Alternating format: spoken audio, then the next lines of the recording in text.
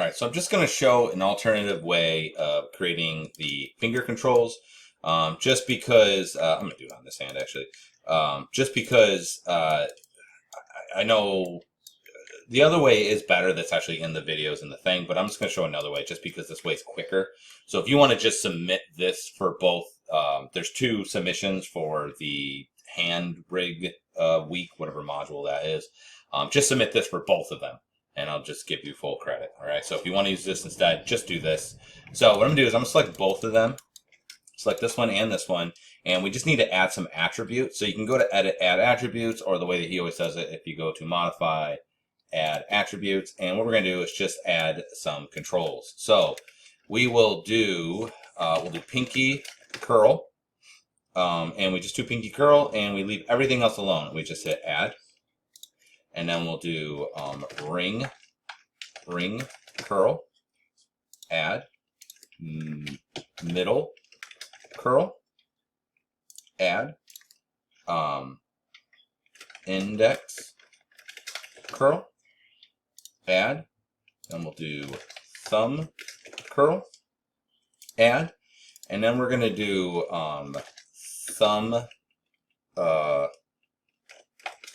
roll, add, and thumb splay, add.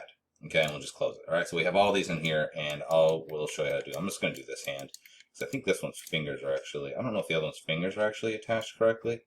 Mine might look a little bit different than yours, just because I've been teaching this synchronously as well. So if it wasn't in there, then we've been doing things slightly different as opposed to the asynchronous class. Okay, so what you're going to do is have nothing selected. We'll just go to Windows, General Editors, and we're going to go to the Connection Editor. All right, I'm going to select this because we're going to have these attributes be the drivers. So we're going to reload left, scroll all the way to the bottom.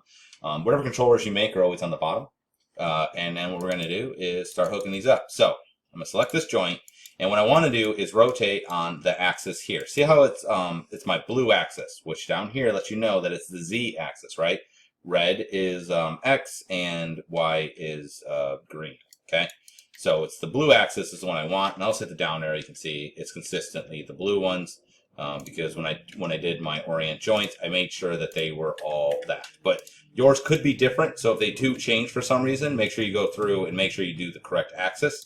But for all my curls, right, I basically want it to curl like this, so that when I grab the blue, it's going to curl in, right? So it's all my blues. So that makes things pretty easy. So I'm select the first joint, and I'm going to go reload right. And what we want to do is we're going to go from pinky curl, and then I'm going to look for rotate. Right here, open my rotate, and it's rotate Z. Boom. Now what I'm going to do is click on here. I'm going to hit the down arrow. I'm going to select this joint and reload right. Go to here, rotate Z. And select this joint, reload right, expand rotate, rotate Z. And the whole time, pinky curl's on. So now what you'll notice is if I go here, and if I do go to pinky curl and I click and drag, you can see it's just doing a direct connection as opposed to using a set German key. Like I said, set German key is a lot better because you can have like pre like shaped hand positions, like pointing or cupping or fist and things like that. You can also adjust the way that the keys are, so that, like, for instance, when you curl the hand in, it will curl the pinky first. That's one of the things that it covers, which is it's a nice thing to have in there. This won't allow you to do that because what we're doing is you're directly putting that value. See how it's yellow? You're directly putting the value of what you put in here. So if I put 25, if I go to these joints, you'll see it put in 25 on that joint, 25 on this joint, and 25 on this joint. We're not doing the last one because it doesn't do anything. So that's literally what it does. It's just directly pumping in those values, which means that nothing else can affect those because it's getting its values from the other. And so we just do that all the way down. So next I'm going to do is my ring curl. I'm going to select this guy, reload right, go to rotate, rotate Z. Reload right, rotate, rotate Z. And I'm just hitting the down arrow because down and up will move up and down the hierarchy. Rotate Z. So it's just easier than having to click on each one. And now that will hook up my ring curl. I'll go to my middle curl, select this guy, reload right, go to rotate, rotate Z. I'm going to hit the down arrow because it goes down to my next one. Reload right, expand, rotate Z, down arrow, reload right. Just reloading each joint as they come in there. Good. Go to index curl. got to select the first one. Select it, reload right, rotate, rotate Z, down arrow, reload right, rotate, rotate Z, down arrow, reload right, down, rotate Z, okay? So that's good. Now the thumb one's going to be a little bit different. So for thumb curl, I am just going to, yours again might be a little bit different. I'm not sure how he laid his out. I'm just going to do curl for this section here. So we'll select thumb curl, reload right. Going to go to rotate, rotate Z. And this one, reload right, rotate Z. Okay. So only these two are going to curl with the curl. All right. Actually, should this one do it too? Let me see something. Yeah, we'll do that one too. So I'm going to select this one, reload right, rotate, rotate Z. Okay. Now for thumb roll, the reason why we need to do this is that, let's say I want to make a fist, right? So I've done all of the curls. So let's say I grab them all of my curls, and then I rotate them. Oh, let's just do them all. Let's say thumb curl, let's do 45. That's probably close to enough. You can see that the thumb goes too much, so we'll leave the thumb one alone. We'll go to these, and let's do 90. Okay, so now that's going like that. We see the thumb is going here.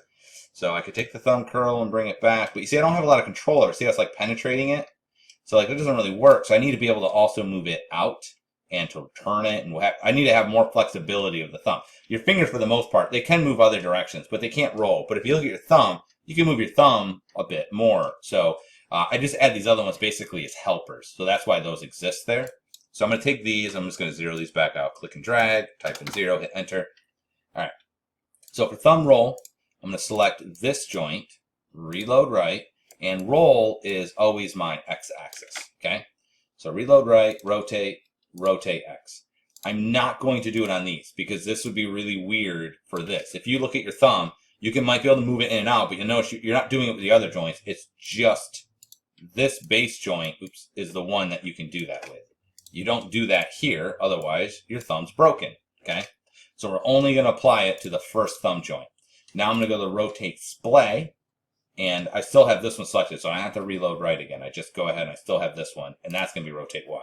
And what that's going to allow me to do is that now when I go here and we'll type in 90 for these, which is bigger than it needs to be, but close enough, then what I can do, oops, I just got to stay on that.